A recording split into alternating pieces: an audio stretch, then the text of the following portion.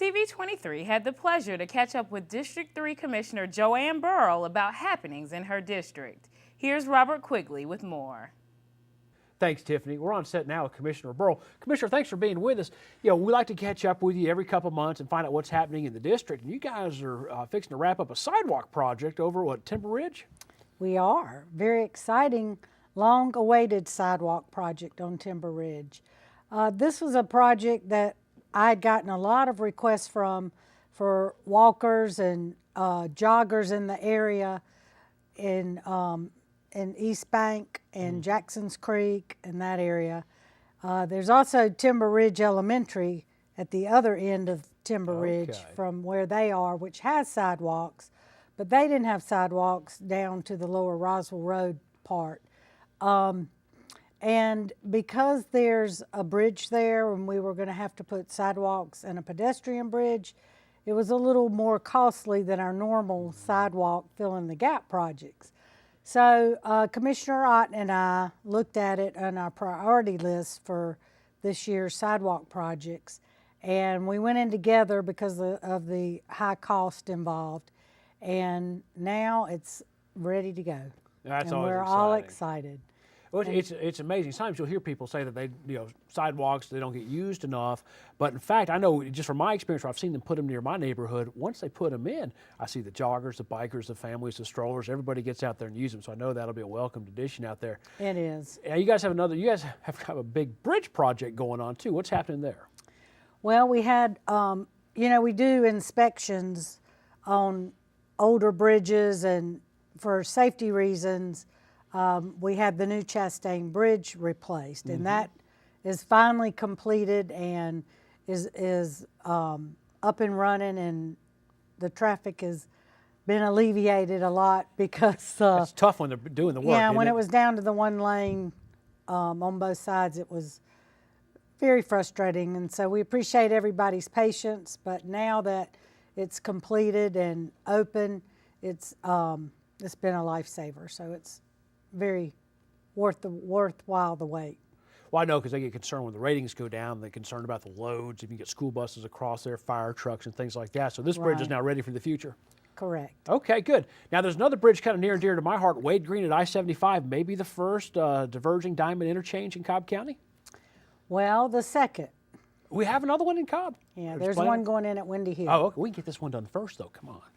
Well, this one isn't going to start till next year. Okay. So, but it's going to be very much like the one at Ashford, Dunwoody, and 285 near Perimeter Mall. If you've been over that way, it's neat.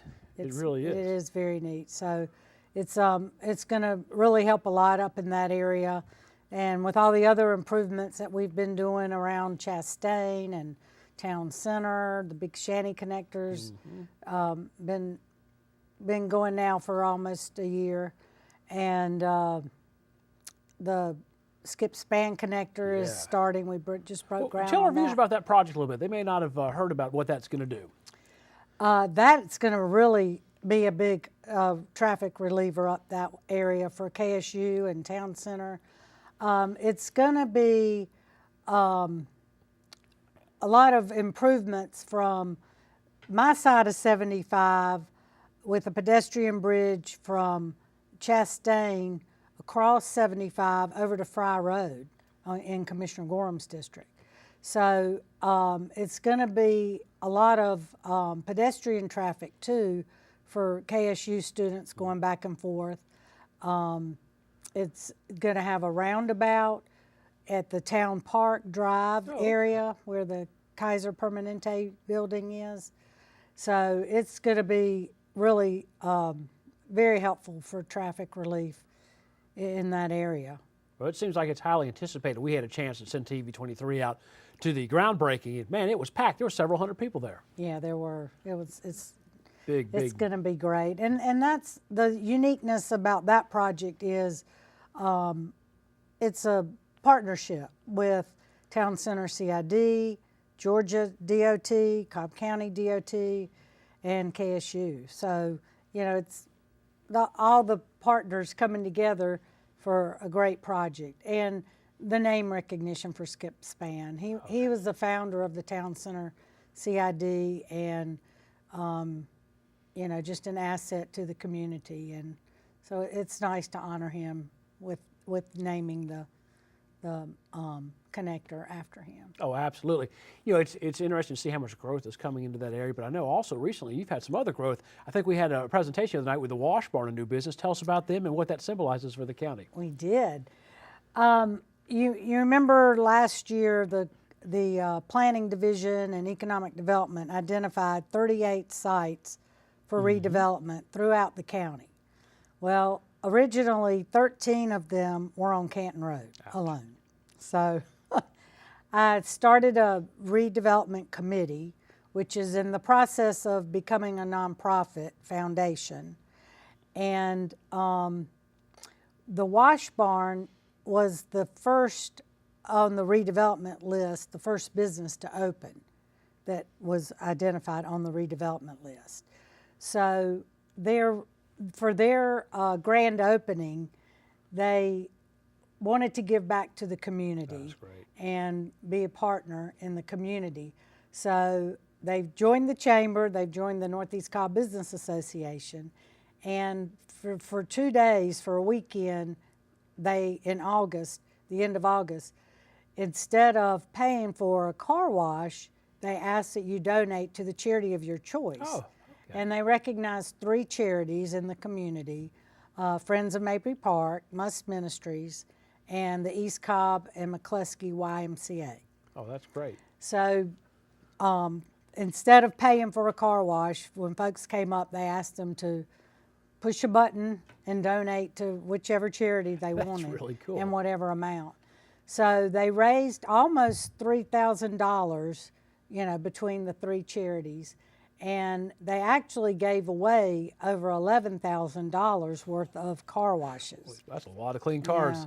Yeah. That's great. So I have to commend them for giving back to the community and doing something like that to raise money for nonprofits, you know, and giving up their Saturday and Sunday business, you know, for charity. So it was a great project, and it just shows how, you know, people can just be a good corporate citizen and community sponsor. Absolutely. Well, you know, they kept their donations in Cobb. Now you're trying to keep business in Cobb County too. Tell us about this effort that you've got going. Oh, goodness.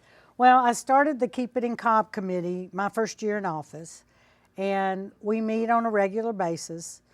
And we, because I'm the commissioner for purchasing, the liaison commissioner for purchasing the past 3 years, we started how to do business with Cobb seminars with purchasing staff and the Keep It in Cobb committee. And it's a way for small businesses to learn how they can, first of all, get registered as an approved vendor with the county, and then see what opportunities are out there that they can, you know, do business with the county.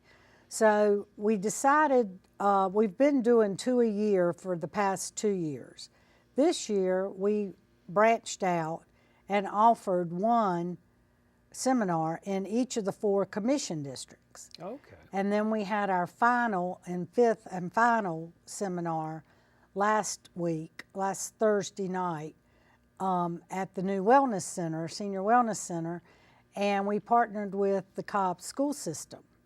So not only could you come and learn how to do business with the county, but the school system purchasing. A lot of opportunities there too, I bet. Purchasing director and staff gave a presentation on how to do business with Cobb schools. Okay, very good. So you got 2 for 1 night. That's a good thing. Well, we're about out of time. Is there anything else you'd like to add before we wrap up this segment? Just to visit my website, cobbcounty.org/Birrell, and sign up for my newsletter.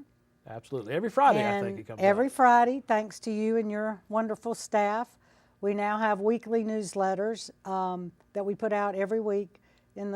Usually mine are on Fridays, and it gives not only events going on in the district and the county, but also DOT updates and what projects are going on and where to avoid to not get into all the traffic and congestion. So it's a great tool, and we thank the communications yeah, team for yeah.